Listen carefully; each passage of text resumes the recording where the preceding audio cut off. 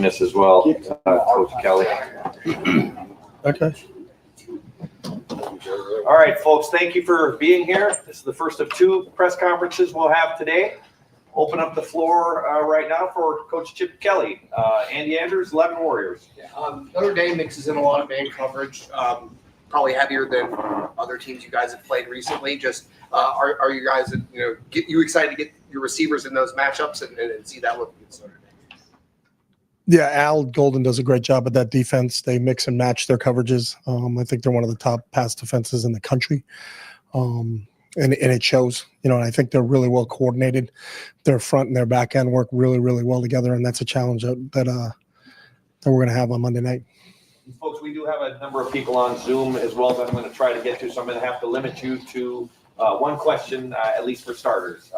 Pat Murphy, 24/7 Sports. Chip, when you looked back at the Texas game, what were they doing in your more technical eyes to kind of cut down on what Jeremiah was able to do? Obviously, Carnell got free on that a couple times, but just what was successful about Texas's secondary? Yeah, I think they rolled some things to Jeremiah, to try to take him away. There's some bracket coverages and guy inside, guy outside, guy over the top. And Will did a great job of diagnosing what they were doing, and I think Carnell had a huge game for us. Mech had 5, Carnell had 7. I thought the tight ends, the combination of G and Will did a great job. And then obviously the back out of the backfield. So the beauty of what we have here is that we have more than one weapon. So I think the quarterback has to make really good decisions on what they're trying to take away and then adjust accordingly. And I think Will did a really good job of that. So Austin Moore, podcast. Chip, did you say that you gave Will a hard time over the headset after he tripped on the fourth down run? I could have. You don't have to tell me what you said. How much is that? Can you normally lighten the mood? Is it always just a play call straight in? What are the communications like? It depends. He can't respond. He can't respond, so I can say whatever I want. It's kind of like being married. It's reversed. That's not my experience yet. Reversed. So do you take that opportunity much to maybe ever lighten the mood, or? It all depends on the situation. I can't really pinpoint one thing or another. It was just, that was a huge play for us. It was 4th and 2. We had to convert, keep the drive alive. And I talked to him, but it wasn't the next play. It was, in between series, we had an opportunity to chat about that. So, because we still had to go down and score. So, Rob Aller, Columbus Dispatch. Yeah, hold on. I got to finish texting his wife. What he just said. Big picture. Are you happy for what's happened to Ryan Day after what he's gone through? You guys are friends. You guys are close. Just can you speak to? I know coaches sign up for the deal. Yep. But you got to be really happy for him. Yeah, I am. And I think the one thing that, knowing him for so long, I'm not surprised. I told him a long time ago he was built for this. He understands the gravity of what you have to do to be a head coach here. And I think he's handled it tremendously. He's the same person every day. I think the consistency and how he shows up here every day and what his mission is and how he drives this entire program, coaches, people in the building, players, whatever, is very, very evident. And we get a chance to play one more game. And that's what the mantra had been since the last game of the regular season. We got to keep this group together, and everything he's talked about since that day, we've done. So, we got to continue it. You sense a load off his shoulders. I mean, and did you see after? No. Okay. I do not sense any load off his shoulders right now. Maybe ask me that question next Tuesday, but I do not sense any load off of his shoulders right now. No. Far left, Whitney Harding, WCMH. Chip, you mentioned the tight ends. You guys have been using that 12 personnel a little bit. What do you like about that, and how important is that going to be against a very physical defense like Notre Dame has? Yeah, I think it depends on how the other team deploys when you put that in the game. So there's always a response to, we put a personnel grouping in, they have an opportunity to match that personnel. They have an opportunity to say, hey, we're going to play it in this grouping. And then do we think that matchup is favorable to us or is it favorable to them? So, I think when you look at how Notre Dame does it, they're good, and I think that would be an interesting matchup along with our 11 personnel and along with some of our other personnel groupings. And that's part of the game that goes on within a game. So, but we'll see how they decide that they're going to handle it. And then if it's how we thought it was going to be, then maybe we'll continue that. But if it may not be what we thought it was going to be, and then we say, all right, then that's not probably a personnel grouping we're going to use today. Stephen Means, Cleveland.com. You guys have been rotating Luke, Austin, and Tegra at those guard spots for the first 2 games. I think Luke played every snap at left guard. Just seeing him in extended snaps, how do you think he graded out? I think Luke did a really nice job. I think part of the rotation part was Austin was banged up a little bit. So, how much could we get from him? And he's a warrior and gave us everything he had. So those decisions on the reps of what we're going to do with those guys will be based upon, where's our health when we get to next Sunday and Monday when we start to talk about depth. But I thought Luke with extended playing snaps did a really, really nice job. Dom Taveri, WBMS. Coach, they pride themselves on defense, ranked second in the country behind Ohio State. Just how big of a challenge is it? And when you have a defense, you can be in a game, can't you? Yeah, obviously. And I think both teams have proven that, and that's why we're here. But they do an outstanding job, and they've got some real veteran leaders. Cross and Kaiser, I think, have been there. This is year 6 for both those guys. Watson, the secondary, has been around for a long time. So they've got depth, up front, second level, and third level. They're really smart. Like, you can watch their communication that goes on during the play, and you can see how in tune they are to what the coaching staff is asking them to do. So that's a huge challenge for us on Monday, going up against a really, really well-coached defense that has some really, really good players that have played a lot of football. I think both teams have guys that have played a lot of football, and that experience has shown through the playoffs. Spencer Holbrook, Letterman Row. When you see Will make the mistake they made on the first drive of the second half, trying to get the ball to Jeremiah, is that like an aggressive mistake for Will? And when you're trying to get the ball to Jeremiah and trying to involve your best player, like, you're not excusing something like that, but is there almost like, okay, like, we were trying to get the ball there, like, kind of understand why he did what he did? Yeah, he just didn't see the linebacker underneath in the coverage. He read the top of the coverage really well. He didn't see the underneath part of the coverage. So we discuss it just like we normally do between each series about what just transpired and then what are we going to do next. And, the one thing about Will is he owns everything he does. Because if you don't own it, then you're going to make the same mistake again because you don't realize how you did it. And he knew right away. He just didn't see the linebacker.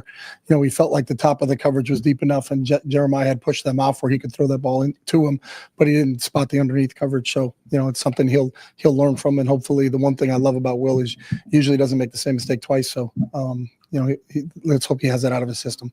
Cameron T. Robinson, The Athletic. Chip, they obviously came into the season probably one of the best corners in the country, Ben Morrison, and he's been out for the year. Leonard Moore stepped up pretty well against Penn State. So I'm just curious your thoughts on him and what that whole secondary does. Yeah, I think the whole secondary, you look at how much man they play, and the reason they do it is because they can, and no one's really exploited that with them. So I think they all can cover.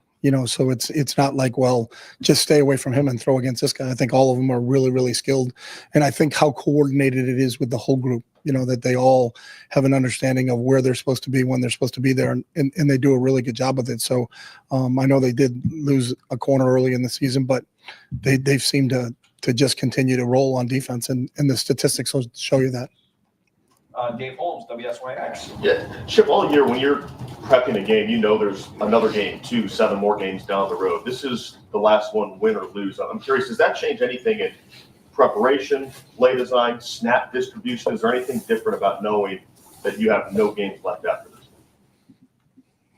That's a good question. I don't think we've talked about that one yet, but we certainly don't save things going into games saying, hey, this is a really good deal. Let's not run it because we want to run it 3 or 4 games down the road, because you don't know who you're going to have and what you're going to do. You make your decisions based upon the personnel that's available that week, and then what's going to help you win that football game. And those are the same decisions that are being made now. So snap count going into a game, we don't really talk about that. The only time that ever comes up is when you're up and you're starting to think about substituting. So if the score is 42-7 in the third, when are we going to get Donnie out, and when are we going to get Seth out?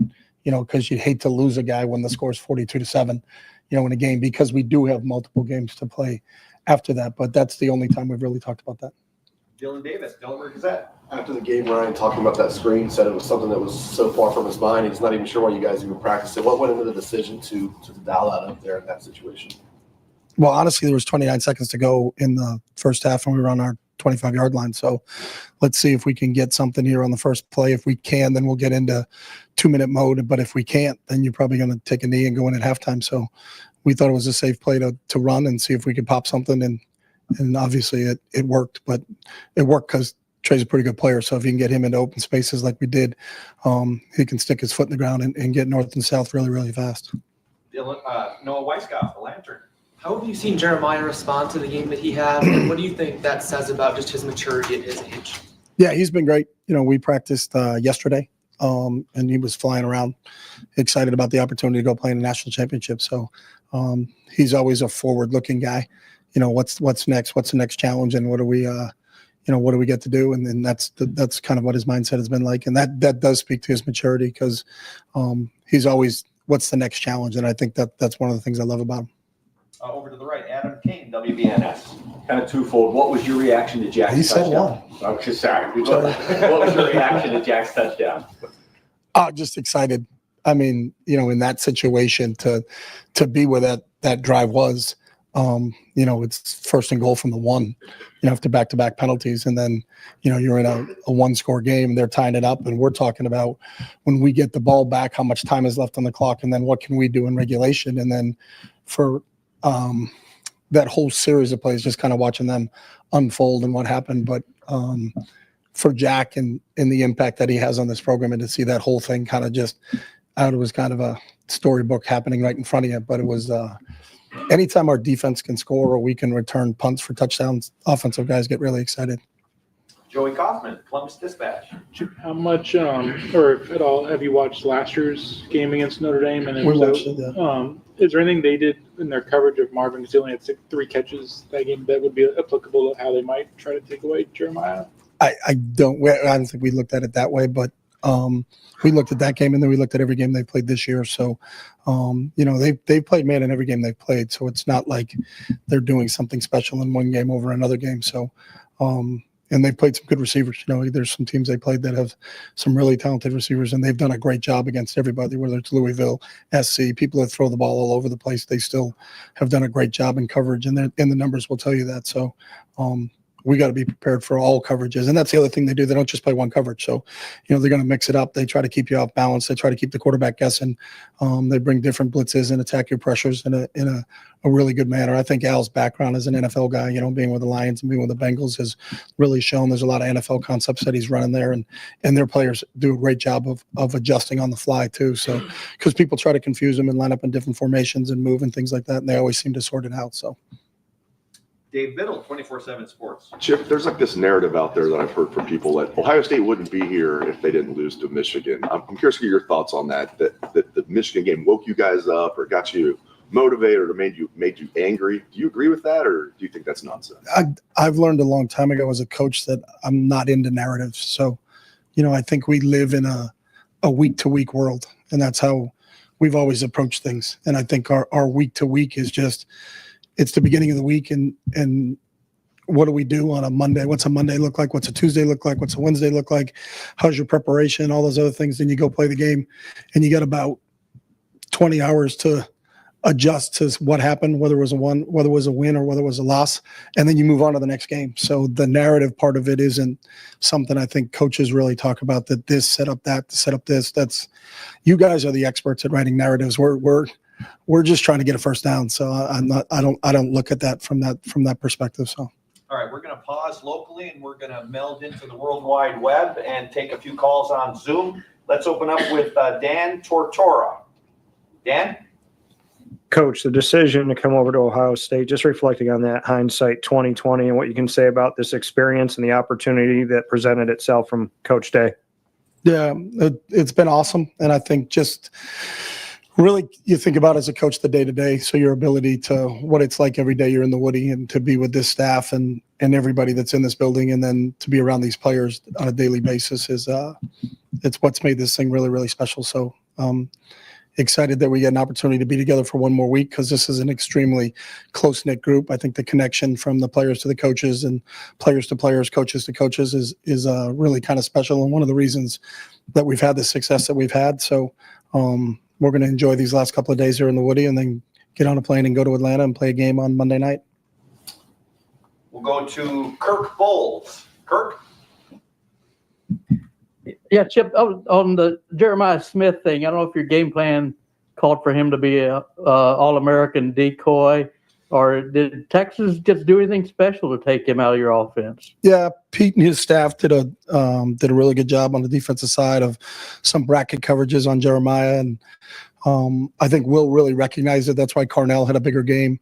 Our tight ends were really involved. Emeka was really involved. The running back was involved. So, that's the one thing about here is we have more than one weapon at our skill positions. So, quarterback's got to figure out what they're doing and then take advantage of it. I thought Will did a really good job with that. Lane Higgins from the Wall Street Journal. Lane.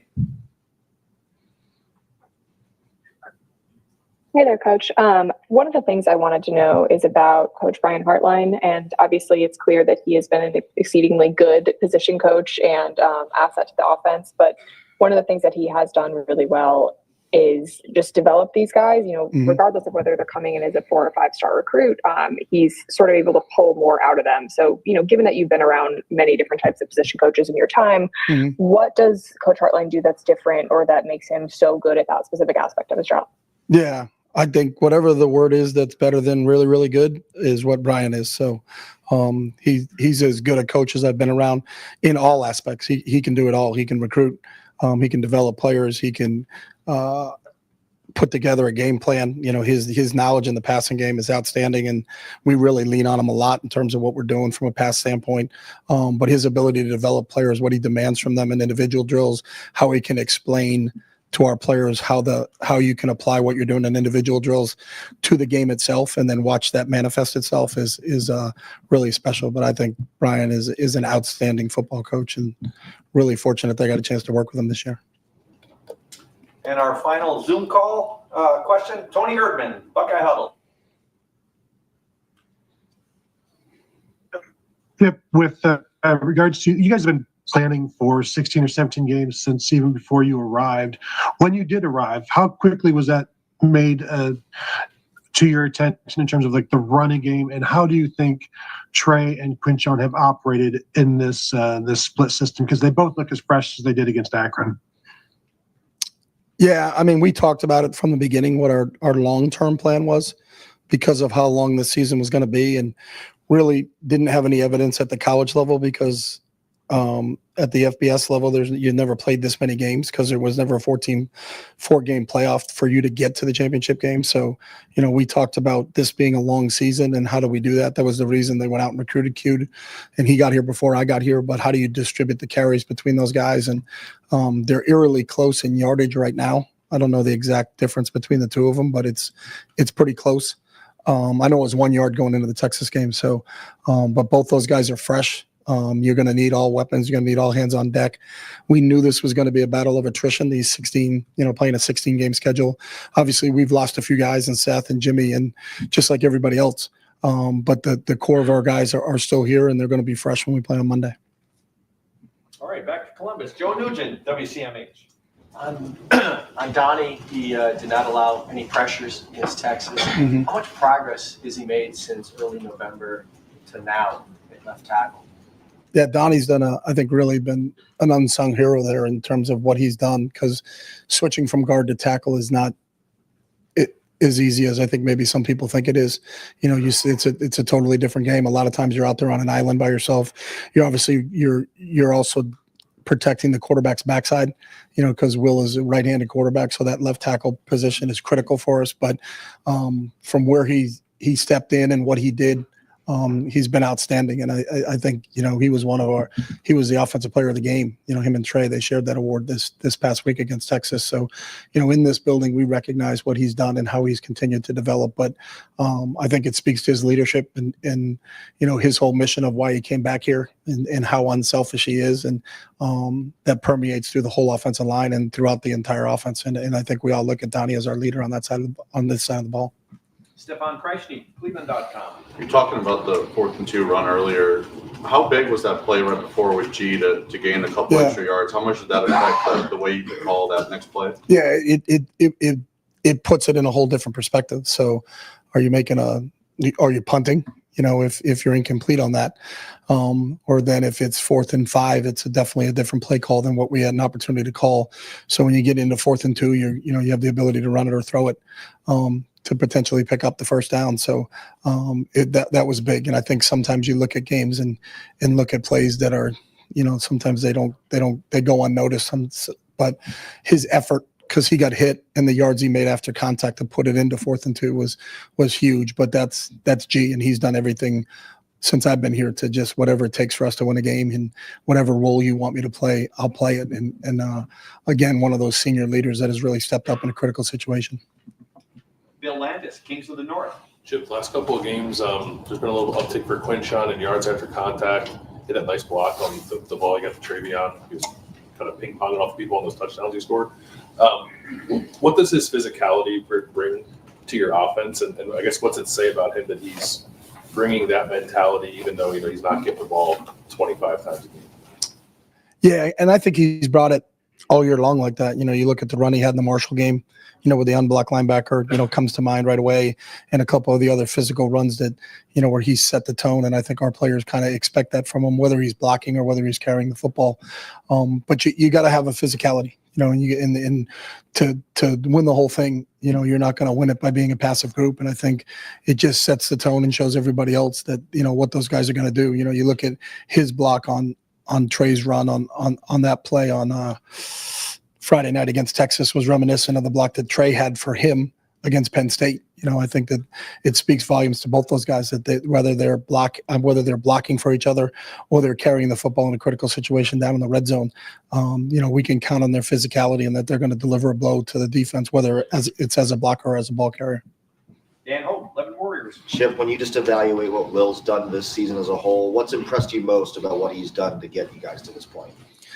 I think his leadership and how he grown into that role organically. Obviously, almost everybody on offense besides Q and him were already here, and so to come in and just go to work, and I think the players respected his work ethic and the time he put in, and they watched him grow and develop and the football player he was when they first saw him in the spring to the football player that he is right now. You can see him growing in leaps and bounds. He fit in great with all of his teammates, but they noticed the things behind closed doors, how hard he works at the game, how much he studies football, how he puts ourselves and gives us an opportunity, because he handles a lot of checks for us and we do a lot of things at the line of scrimmage because he can have that on his plate and he can handle it. And I think his decision making has really allowed us to do a lot of different things, both run and pass wise in games. So watching him continue each week we can put more on his plate. And so we're never going to be a play behind because he can put us in the right situation. Has really been a joy as a coach to watch him do that. Bill Rabinowitz, Columbus Dispatch. When you guys lost Josh and Seth, most people probably thought you guys were in a lot of trouble. What was that a narrative? Yes, very much so. Very much so. I'm learning. Yeah, there you go. Thank goodness we were just day to day. What did you do, and Justin and Ryan and the players do to kind of get it together and not be a liability? It's schematically, mentally, whatever it might have been. Yeah, I think it's a combination of all of it. When you now have different players, different personnel pieces in there, what do they do well and how do we actuate that? And then how do we kind of protect maybe what a weakness is on those guys, because you got two different guys in there. So, it wasn't at the same time with both those guys. So there was a transition there for a little bit when Jimmy went down and Donnie moved out and Carson jumped in at guard and Seth was still there, really kind of running the show. And I think kind of helped us weather that storm initially. And then when we lost Seth, bumping Carson in, and then starting to rotate the guards, it was a whole nother thing. So, kind of two separate things, but I think Justin deserves a ton of credit for what he did and how he worked with all those guys. And I think they got a really good understanding of what we're trying to get accomplished. And I think our job is, to try to put them in position to make plays and then let them go play. And I think they've done a really good job of that. So, that speaks to the depth of this team. We knew it was going to be tested when you play this many games.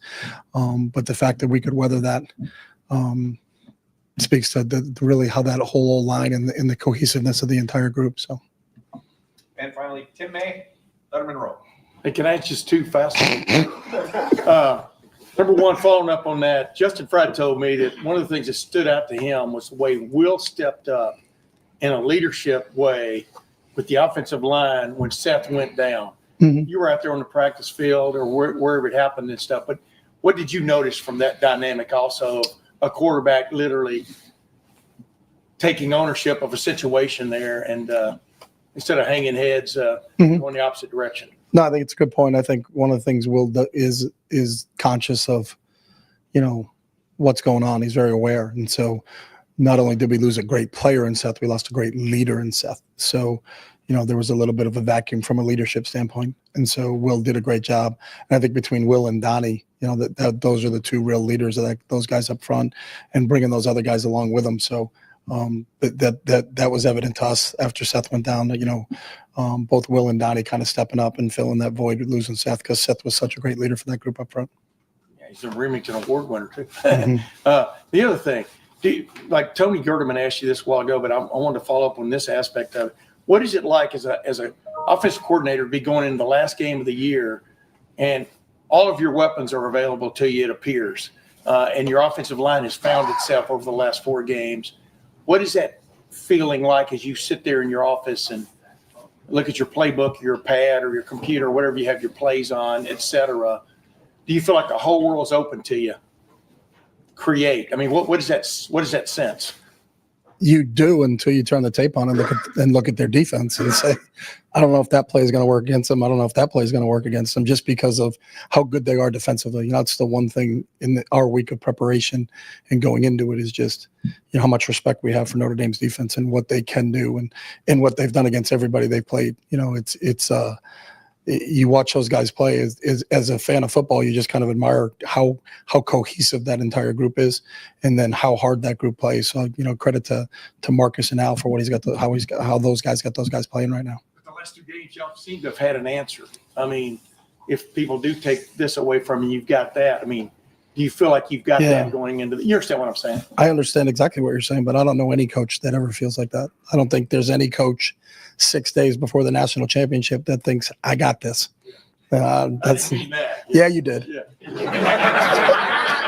Yeah, you did. Well, not everybody has a Jeremiah Smith, a Carnell Tate, and a Emeka Egbuka, for example. I know, and we're really, really, really happy that we have them. But we also have great respect for who we're going against, and it's going to be a battle. And I think that's the great part of it. You have the 2 best teams in football playing against each other. And it wasn't voted on that these 2 teams play. It was earned by both teams. So, it's an opportunity to go against Marcus and Allen, what they're going to put out there defensively, and then those players. You watch Cross and Kaiser and Watson, the rest of that group play. As a fan, I admire how hard that group plays on defense. So, and if you're a competitor, that's what you want to play against. You really want to get an opportunity to play against the best. So we played 2 SEC teams and got an opportunity to beat them. We played the number 1 team in the country and we beat them. So now this is the next challenge, and the next challenge is an outstanding Notre Dame team, and we're excited about the opportunity to go play it. Coach, thank you very much. Thank you. Thanks, Jim. All right, folks, we'll be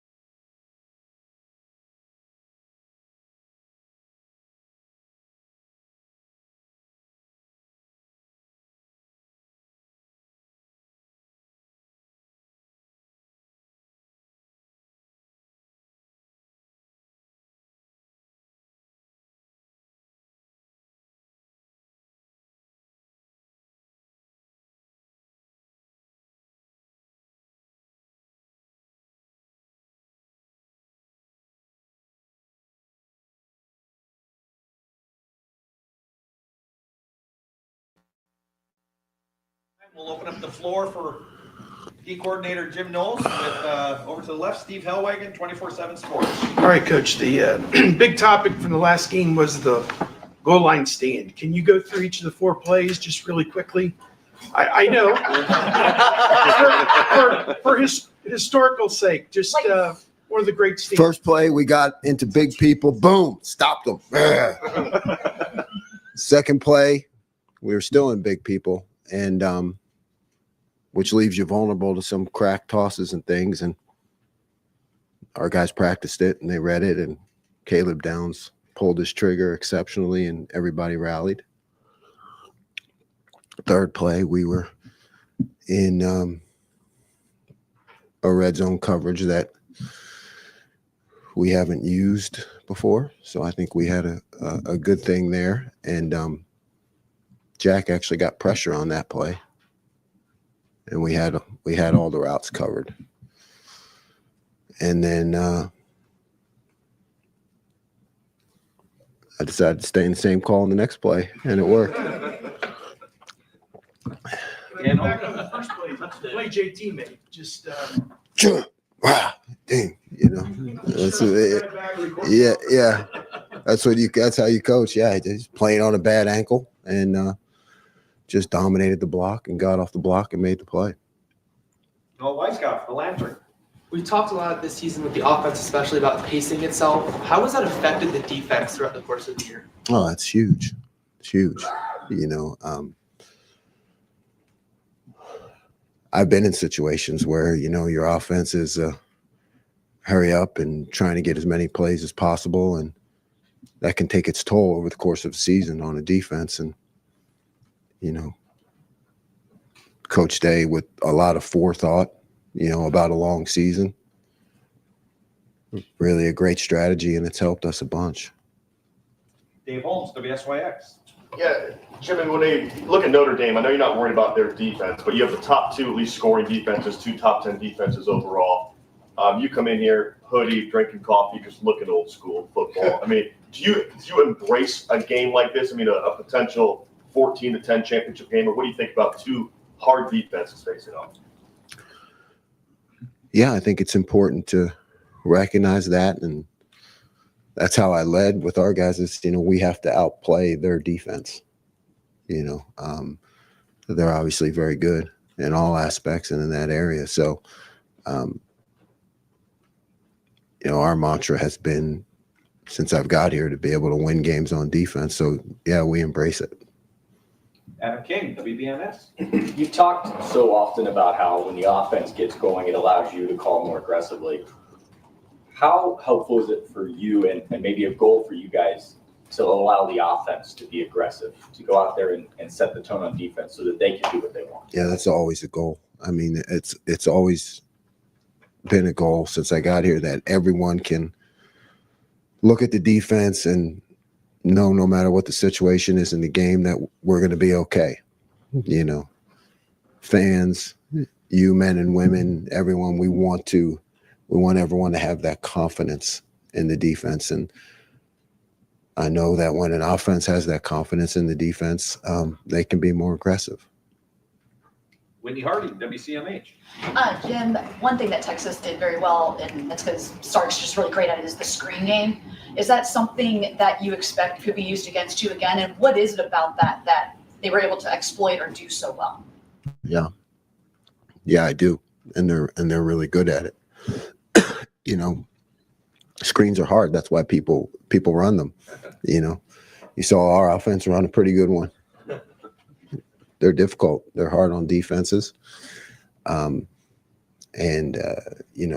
do our best to get better at them and recognize them, but that's all you can do. Recognition is key. Pat Murphy, 24/7 Sports. Jim, kind of the second half of this year, but especially in the postseason, this D-line has really statistically made an impact. I know coming out of the Oregon game, you guys talked about that. What has maybe unlocked some of the potential that we knew was there, but now we're seeing the statistical production go along with some of the other stuff? I think we've, disguised our coverages better and able to put them in better situations to execute the pass rush. But they've been great. You know, in my mind, they've been great, and they're always doing their job. Sometimes the numbers don't show that, but it's nice as a coach to be able to see them, you know, get their due. Stephen Means, Cleveland.com. Your first play as Ohio State's defensive coordinator was sending Denzel Burke on a blitz against this very team. And it felt like over the last 3 years, it's been you trying to find that balance ever since of when to be aggressive, when to maybe scale back. And there's been wins and losses where that's always been questioned.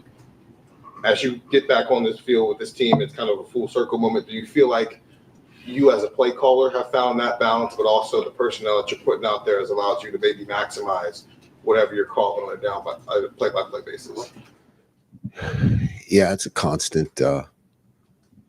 It's just constant. I don't think I ever feel good about it. That's why I keep working, and I won't take any days off. You know, I mean, it's just you're always fighting for that balance. And yeah, I don't remember all the plays, but I remember that one. I mean, we hit the quarterback right in his face and then missed a tackle, right? And it went a long ways. Then we held him to a field goal.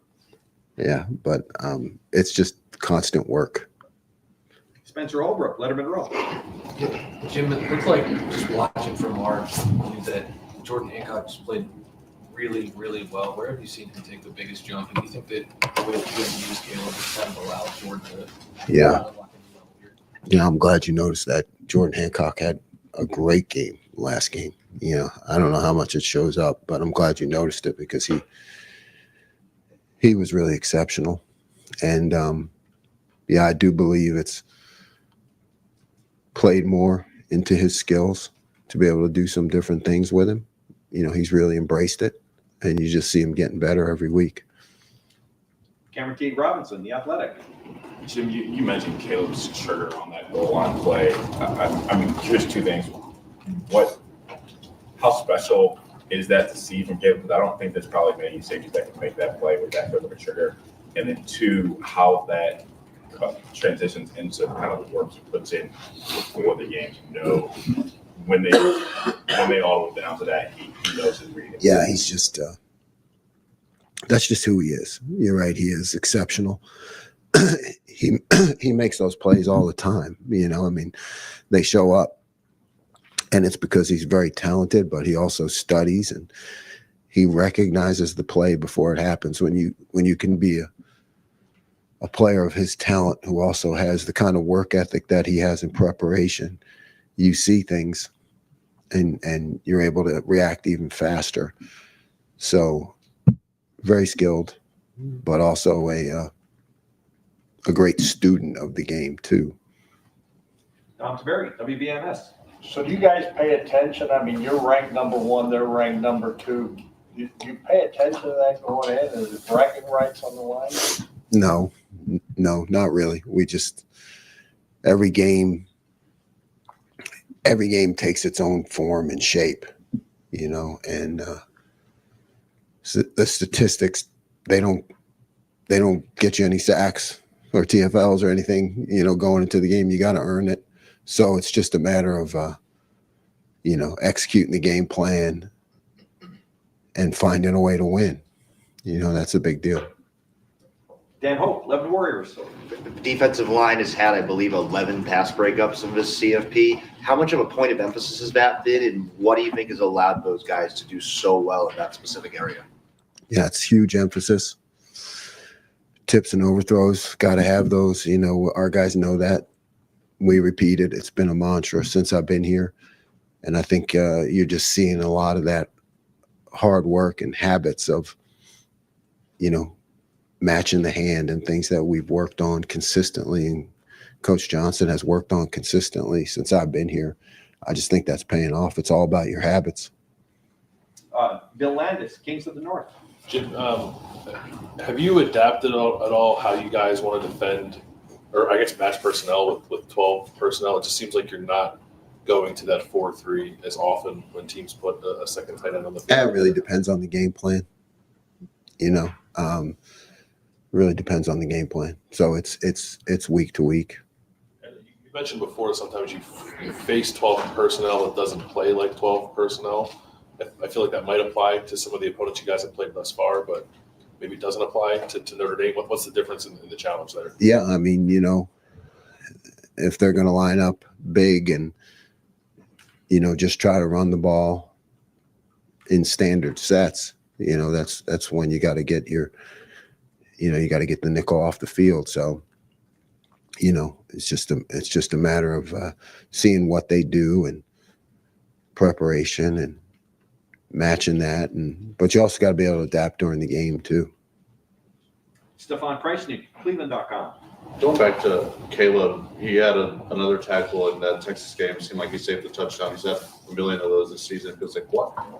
Why is he so good at the shoestring tackles where it seems like he just flips the guy and it makes a huge play? That's a good question. I don't know if I have an answer to that. It's great players make great plays. You just can count on him in those critical situations, and he's shown it time and time again. We'll go one more, and then we'll hop back on the Zoom. Joe Nugent, WCMH. I got two quick ones, if that's all right. Is that all right? Yeah. Okay. I don't know if I have this right. I heard that you almost kind of predicted the Sawyer strip sack on the headset. Like somebody made a comment about Texas going in here, and you're like, well, hey, Sack didn't score yet. Yeah, I can't say I predicted the strip sack, but I mean, that'd be bold. But I just know how our guys think and how we've trained them, and that if you said to them, give us an inch, they would say, we'll defend it. So they just have that attitude. So, I'm going to have that attitude too, and believe in them. In the physical nature of Notre Dame's run game, what do you see? I see a physical nature of their run game. Back's really good, line, they challenge you in a lot of different ways in the run game. All right, we'll jump on the Zoom. Kirk Bowles, Houston Chronicle. Hey, Jim. I'm curious how much your familiarity with Steve Sarkisian helped in the Cotton Bowl. And as a defensive coordinator, would you rather teams try to trick or finesse you at the goal line instead of playing smash mouth football? Well, I'm at Oklahoma State, so I had some familiarity. It helps. It helps. Would I rather have them smash mouth or trick? I don't know if I have an answer. I don't know if I have an answer to that. I think when you see the tricks and you recognize them, you have a real good shot to be successful. When it's just smash mouth, it's a fight for every inch. So to me, it's a little bit less predictable when it's just smash mouth. Dan Tortora. Coach, obviously the strip sack and the return for the touchdown for Jack Sawyer puts him on the map to a lot of people around the country. But just what you can say about his day-to-day on and off the field lunch pail mentality, his faith, and who he's been to this team outside of just simply one play. Yeah, he's done it since I've gotten here. He's just a great young man, personality, respect, work, smiles, can be tough when it's time to be tough. He can have fun when it's time to have fun.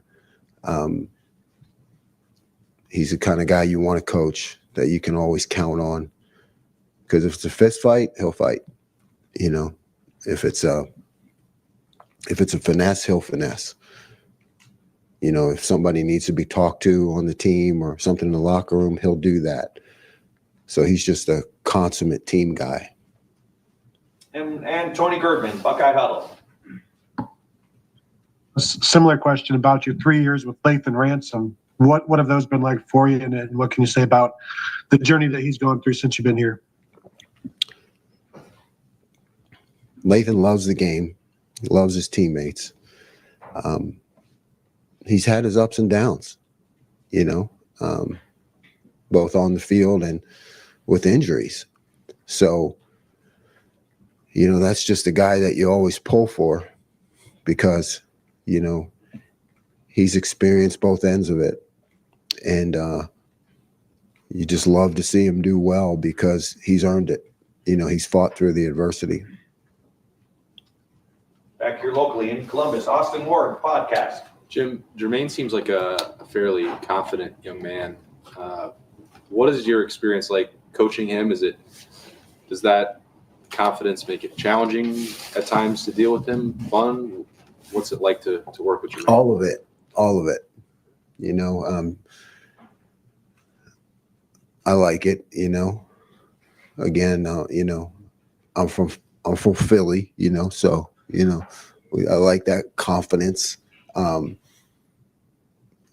it's challenging. Yeah, Jermaine's one of those guys that, if you say something to him in practice, he bark back at you, which I'm okay with, because he's competitive. He's a competitor.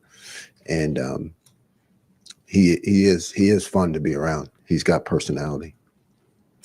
Bill Rabinowitz, Columbus Dispatch. I get 2-2, please. Not him, Jerry. 3 now. I'll do 3. 2 for Bill. The player that made that big play when you had Denzel blitzing was Lorenzo, obviously. Yeah, that's right. What, I think he's playing against his old team now, obviously. What kind of, what have you seen from him? I mean, just, first of all, do you sense the excitement and is with him and just how valuable has he been?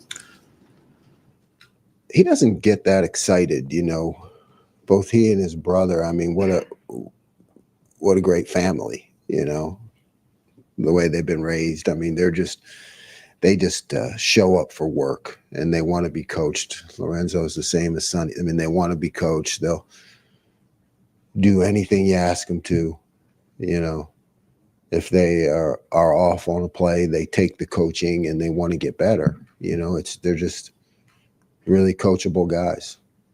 And I know you're just focused on Notre Dame. You're not thinking about big pictures now, but you came up the hard way. You've never been even close to this situation, coaching for a national championship. That's why you came here. What's it like for you? Or are you even allowing yourself to think about that? Nope. Just staying in the process, just the game plan, formulating a plan, teaching, preparation. I'll think back on all that someday when I'm old. Andrew Gillis, Cleveland.com.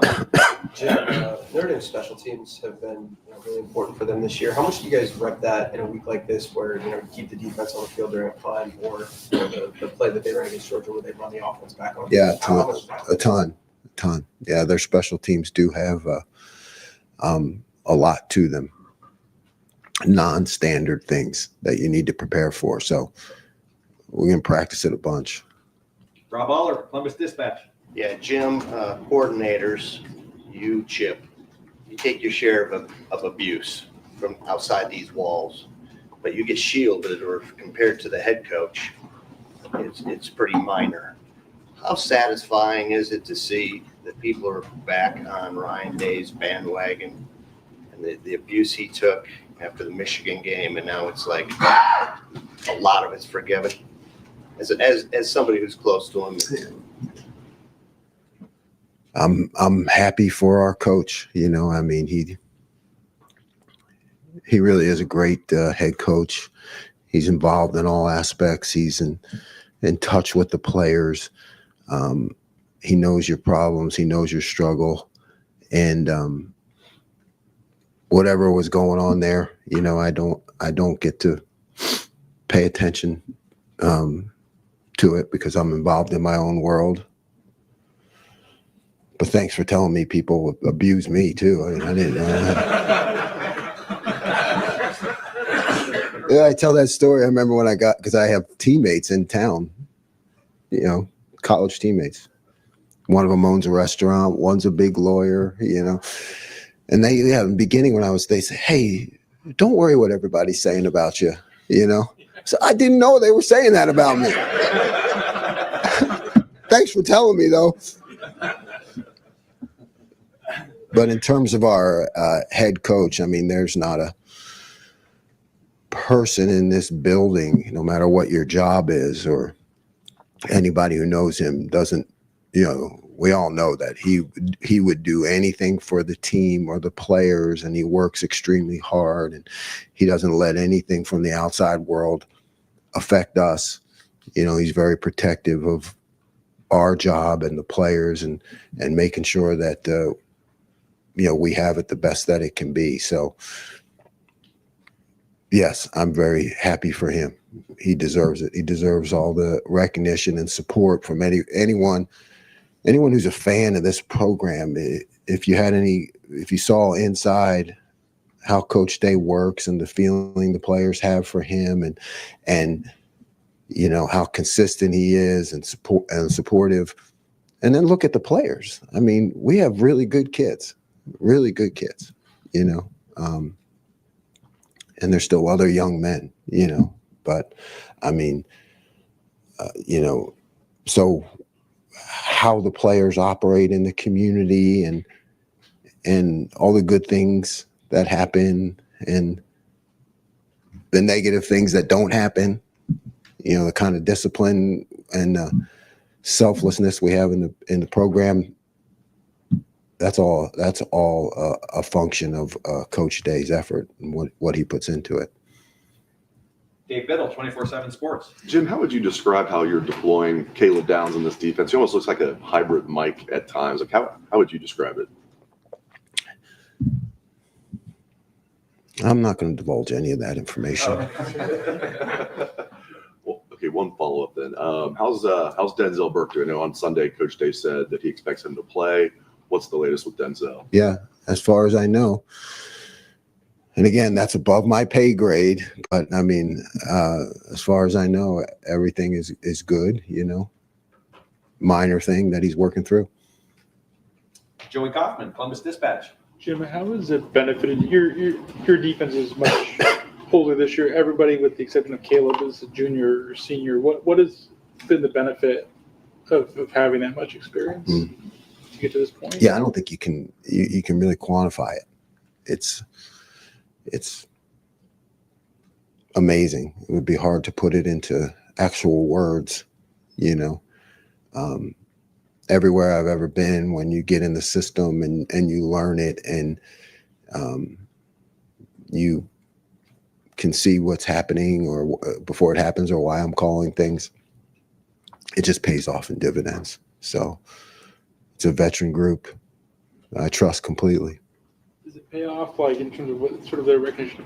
Is it like week to week? Is it in game? Like, where do you? Both. It's both. It's week to week. It's learning the game plan, why we're doing things. But then those they're always unscripted plays, right? That's what people need about the game. I mean, there are things you practice all week and they never happen, and then there are things that you didn't know were going to happen and they happen. So how they react to that and how they handle that is huge and much better with a veteran group. Stevie, I know I called on you once, and you're Steve Hellwagon, 24/7 follow-up. Quickie, then okay. Very quick. How much does that cost? I don't know. I haven't got it, whatever it is. The Sawyer play, the right tackle doesn't appear to even, do much to stop him. Is that a case where you guys have worn them down over a 4-quarter game and in the battle of attrition kind of? I mean, he just doesn't even make a play there to try and stop him. I mean, what is that what you guys talk about being a 4-quarter team? Yeah, I mean, I don't know. I don't. Yeah, I don't consider what they did. I consider Jack making a play. I never think about it from that. I don't think about it from that standpoint. But there is 4 quarters and what Coach Mick does in the weight room and everything that these guys prepare for. We knew that was going to be a slugfest, and we expect that this week that it's going to come down. First 2 games we got ahead, but let me tell you something. Texas is really good. They're really good, really good. We will wrap things up with Tim May, Letterman Row. Yeah, I don't mean to be smart aleck here, but Why are you write- always last? He's always last. Is that it? no, I always get here late. Did you write on the bulletin board or the chalkboard, y'all's first meeting back, wheel route? I mean, did that bother you to give up 2 wheel routes for Two wheel touchdowns? routes, Yeah, Yeah, thanks. because they had Thanks. 2 touchdowns. You know what I mean? Thanks. Go ahead though. I mean, what's the lesson learned there? I guess. Coach better. Yeah. That's the lesson learned. Need to coach the wheel route better. It's not the kid's fault. It's my fault. Yeah, but thanks for reminding me. Yeah, but I knew it was top on your agenda. Yeah. Because, but I wanted to ask you with Notre Dame, what do they present specifically that's a little bit different? Obviously, Riley Leonard will run or throw, and he's been effective with it everywhere he's played and this year and stuff. And then the great running back they've got and stuff. Just what just jumps out at you? Yeah, great running back. Great quarterback who is an incredible competitor. Yeah. Like, I know him from Duke. I mean, he came in after me, but the way everybody talked about him there, I mean, he's a guy that, he'll scrape himself off the ground and keep playing. I mean, he's just going to keep coming at you. And he's tough and he's fast. So you got the running back, but then you have that whole quarterback run game, which is different, and the scramble game where he makes a lot of plays. Thank you, man. Coach, thank you very much. Thanks. Thanks for your time. Thanks, Jim.